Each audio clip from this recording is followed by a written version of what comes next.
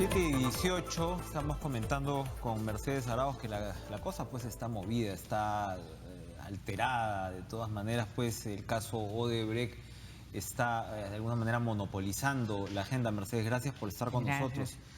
Monopolizando la agenda con consecuencias que van más allá, ¿no?, del titular. Evidentemente las perspectivas económicas tienen que reajustarse. Y la primera pregunta que le quería hacer era esa. Usted está en el Congreso, pero no solamente ha sido ministra del sector, sino que es economista y está en la jugada. ¿Cómo hacer para revertir esta situación? Tenemos un punto probable de subida de precios de minerales, pero eso evidentemente no va a ser suficiente para reanimar la economía. ¿Cómo hacemos con el consumo? ¿Cómo hacemos con la inversión? ¿Cómo hacemos pues con la economía interna? Y ese es el punto más importante, creo yo, que la comunidad tiene que entender que este es un caso particular, el que estamos enfrentándolo fuertemente con medidas anticorrupción. Por ejemplo, el reciente decreto de urgencia que ha presentado el gobierno es una medida concreta en la cual no paralizamos ni los proyectos, continuamos trabajando para que las cosas sigan haciéndose, mientras corre por su lado el trabajo de la Fiscalía y del Poder Judicial, dándosele más recursos al Ministerio Público para que pueda realmente hacer las investigaciones. Pero tenemos que continuar con las obras públicas, no podemos parar la economía. Hoy día el ministro va a presentar una serie de medidas, no las conozco, pero sé que las va a presentar hoy día el ministro de Economía en el gabinete, en el Consejo de Ministros. Y efectivamente tenemos que impulsar la inversión pública y la inversión con asociaciones público-privadas, pero limpias. O sea, no todos los funcionarios públicos son corruptos, no todas las obras que se hacen a través del Estado, a través de los mecanismos de asociaciones público-privadas son corruptas. O sea, que haya habido casos lamentables, se tiene que investigar y se tiene que entrar a fondo y se tiene que corregir aquellos errores aquellos huecos o espacios donde pueden haber esta falta de integridad, pero no se puede pretender que se pare la economía de un país por estos miedos, ¿no? Entonces sí estamos decididos a avanzar en la ejecución de obras, porque lo principal es realmente llenar otra vez de confianza en nuestro pueblo, en nuestro país, en nuestra capacidad de rehacernos. Hemos tenido periodos dificilísimos en el pasado. Hemos tenido periodos como al principio de los 90, que veníamos de una crisis económica. Aprendimos cosas como manejar nuestra macroeconomía prudentemente y hasta ahora no hemos afectado eso. Hemos tenido un periodo donde también aprendimos que no podemos tener dictaduras en nuestro país. Hemos aprendido eso. Tenemos que aprender ahora de corregir esto donde entra la falla, donde entra la corrupción, donde hay esta falta de integridad, la vamos a corregir, pero ante todo tenemos que seguir protegiendo a nuestro ciudadano y dándole los mejores servicios. Y otra vez recordar, como siempre, ¿no?, el hecho que la justicia haga su trabajo, algo bueno tiene, ¿no? Así es. Eso no podría hacerse en una dictadura o en un régimen autoritario, y eso creo que hay que recordarlo. Pero y recordemos bien que quiero mencionar hoy día celebras la conmemoración del fallecimiento de una mártir de aquel momento donde había terrorismo y ella fue una gran luchadora, que fue la señora Marilena Moyano. Ella sí realmente puso su pecho por trabajar. Entonces los peruanos sí ponemos el pecho por trabajar. Y yo creo en los peruanos como ella, que pusieron ese corazón. Entonces hay que rendirle homenaje a los peruanos como ella, ¿no? Este péndulo entre tecnocracia y política, porque ahora se habla pues la derecha dice que esto es el Foro de Sao Paulo, la izquierda dice que esto es consecuencia de la Constitución de 1993, donde se levantaron pues donde el Estado desreguló demasiado. El otro nivel de discusión es el que le decía, ¿no?, que si la tecnocracia, que si la política. ¿Qué opinión le merece todo esto? Usted, digamos, la pregunta va, usted conoce al Estado desde adentro. El Estado peruano no es un tema fácil, no está afinado como se debería, y esto evidentemente lo demuestra también.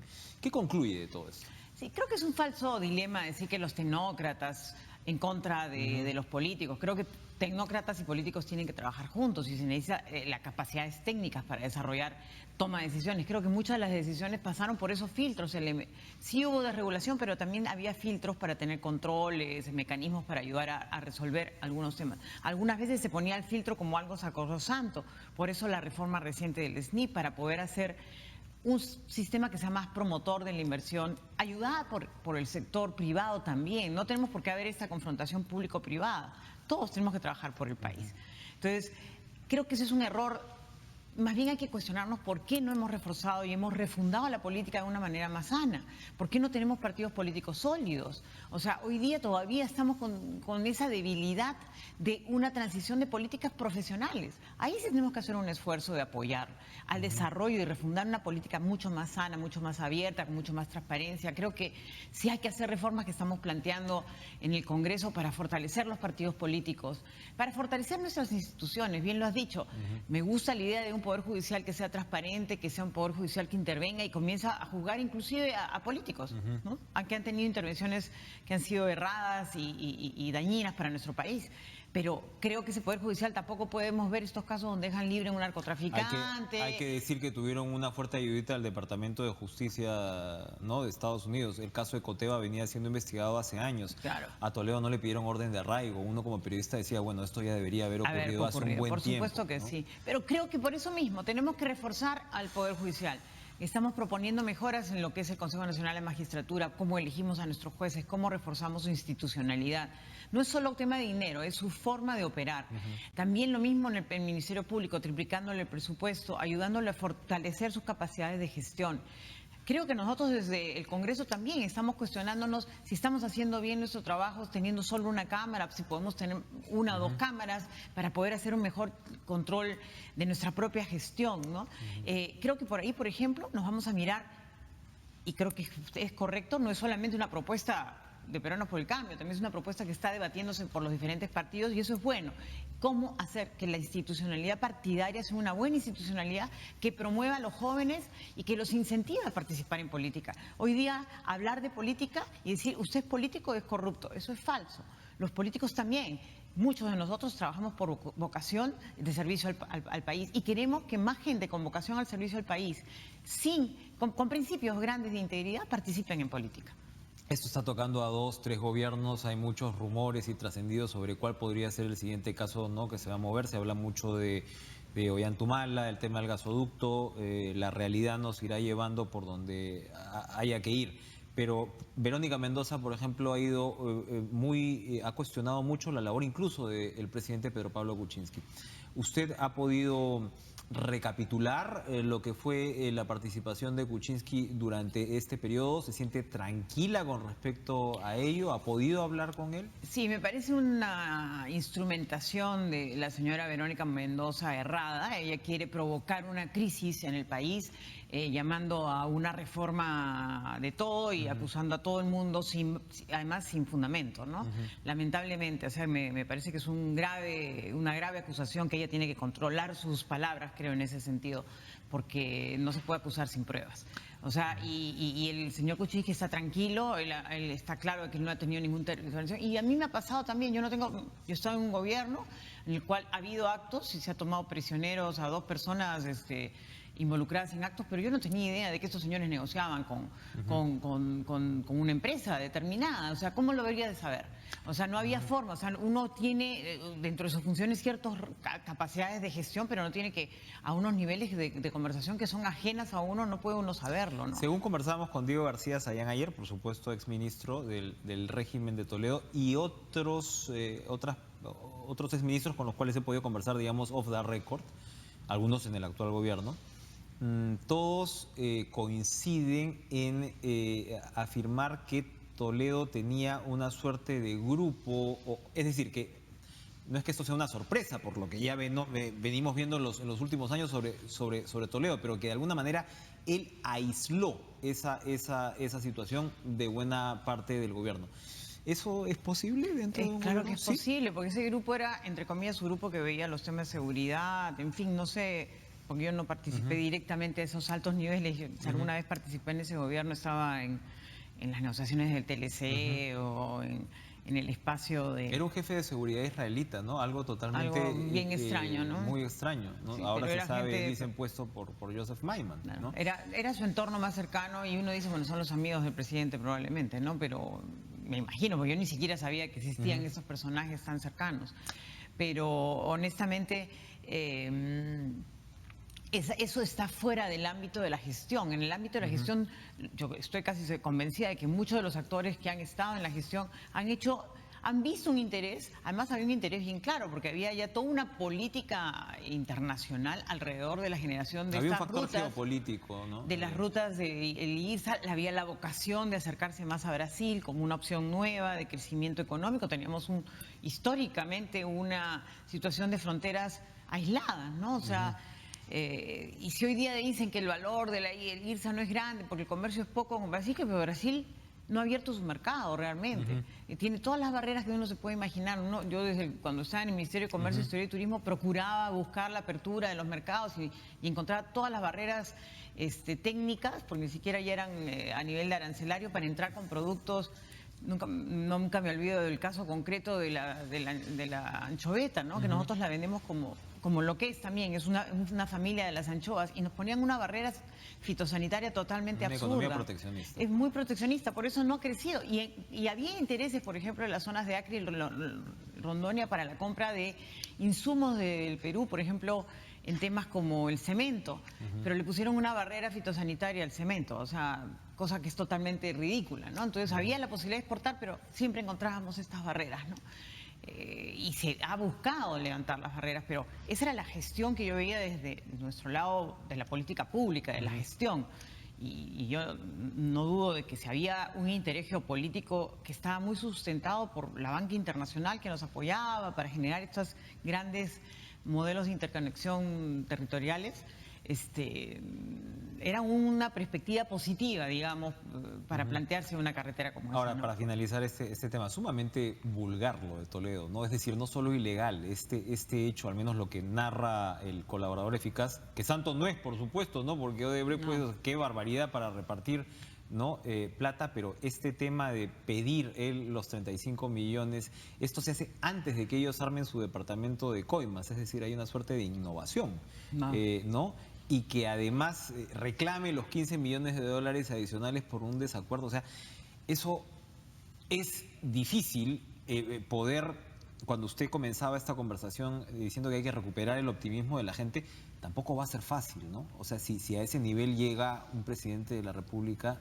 Pero no somos todos, vuelvo a insistir. Este gobierno está comprometido en cambiar esa mirada de la política y queremos realmente trabajar a favor del desarrollo del país. Y actos como esos no están permitidos en nuestro grupo. Y cuando los detectemos, por supuesto que los sancionaremos de la mejor manera de inmediato. Bien. Nos hemos distraído, por supuesto, con todos estos temas de la agenda parlamentaria.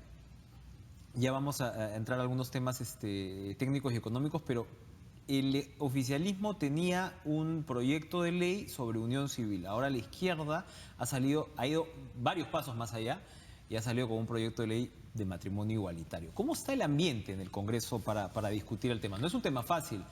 Las encuestas no suelen recoger pues un apoyo mayoritario, aunque esto ha ido un poquito cambiando en los últimos años y se sabe que muchas veces una legislación puede precipitar un cambio. Se ha visto en países conservadores como Chile, ¿no? Digamos.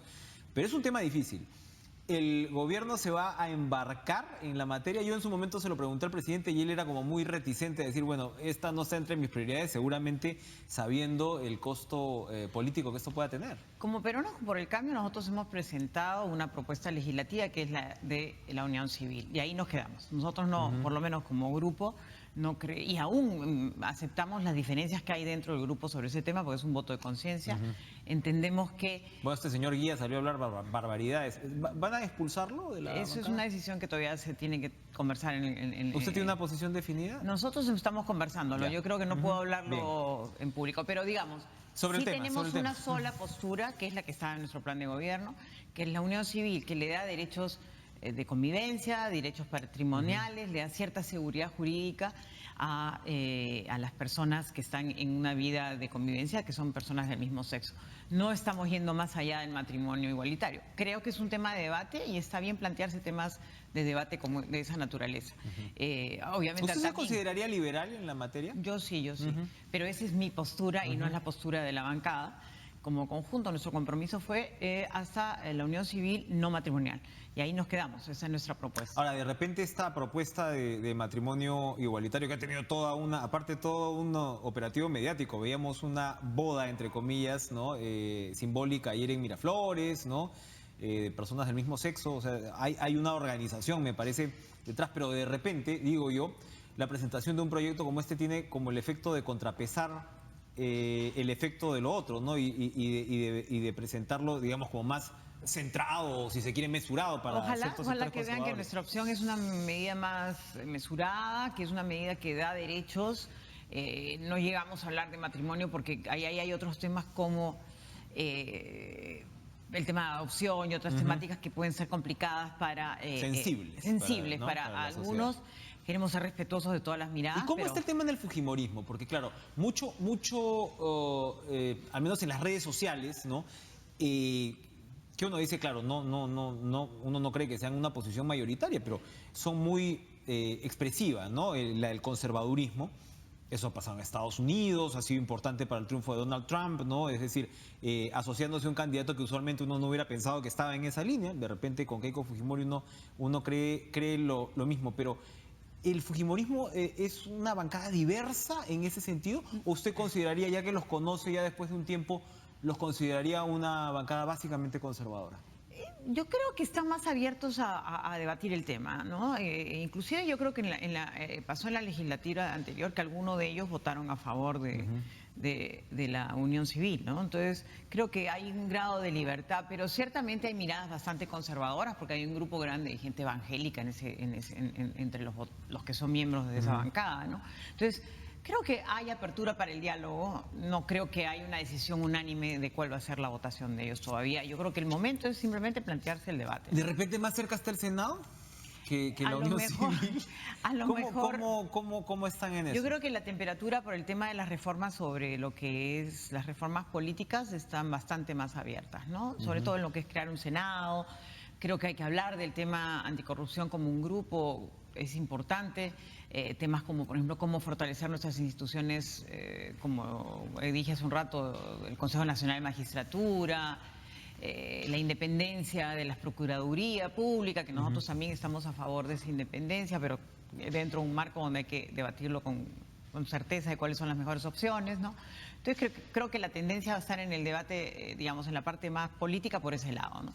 Aunque creo que los temas de derechos civiles también son muy válidos de debatir, son temas que creo que hay que ponerlos en la mesa porque somos un país que se merece, ya estamos un país de ingreso medio, un país que está en crecimiento y que va a seguir en crecimiento, vamos a seguir apostando por eso, y que merece también que reconozcamos los derechos de todos los ciudadanos, ¿no? Para ir terminando, ¿qué le diría a los Cheput, a los Violeta, a los Eresi? Me dicen que hay ministros que no los pueden ver ni en pintura porque ellos parece que quieren ponerse un fajín a como de lugar. ¿Cómo está funcionando esa relación ejecutivo-legislativo dentro del oficialismo? Bastante bien, ¿no? Pero creo que las conversaciones internas tienen que quedar en lo interno, no ir a la prensa. Pero ¿no? ya están entrando a un plan de decir, claro, estamos a ¿cuántos? A 7 meses del gobierno, 8 meses de gobierno, y siempre cuando ocurren este tipo de sacudones, casi que hay una reacción natural que no debería serlo, pero nos volteamos a decir, a ver qué ministros, ¿no? Qué refresco en el gabinete, ¿no? Se viene, y de repente ellos están esperando su oportunidad. Y seguramente la tendrán, pero paciencia y buen humor, no sean tan apurados, hay que dejar trabajar al gobierno en este momento. Creo que lo más importante en este momento es coordinar y trabajar de la mano y no ir con frases cruzadas, con todo, y participar de las reuniones de equipo con el gabinete. Estamos coordinando bastante, creo que eso hace posible que avancemos en el trabajo conjunto. La última, prioridades inmediatas que no hayamos comentado en el Congreso. Mencioné el tema económico, creo que es fundamental. Estamos viendo un trabajo muy fuerte también en materia de la reactivación económica, defender nuestros decretos legislativos, porque hemos hecho un trabajo bien fuerte con los decretos legislativos y mostrar dónde están las mejoras, justamente en calidad de la vida del ciudadano. Uno de los elementos es seguridad ciudadana también, para facilitarle la vida y hacerle más tranquila la situación. No es fácil, tenemos una situación complicada, pero hay que ayudar. Nuestra policía está poniendo todo lo mejor de sí para lograr que justamente se atrapen las grandes bandas y todos estos grupos de crímenes organizados, y a la misma vez estamos buscando mayores sanciones para ellos, y esto le puede dar más tranquilidad a la población, ¿no? Entre otros temas que son prioritarios, pero efectivamente el ciudadano es lo primero, ¿no? Mercedes Arauz, muchas gracias por estar con nosotros esta mañana. Gracias. 7:37 de la mañana, vámonos a una pausa, regresamos de inmediato, no se vayan.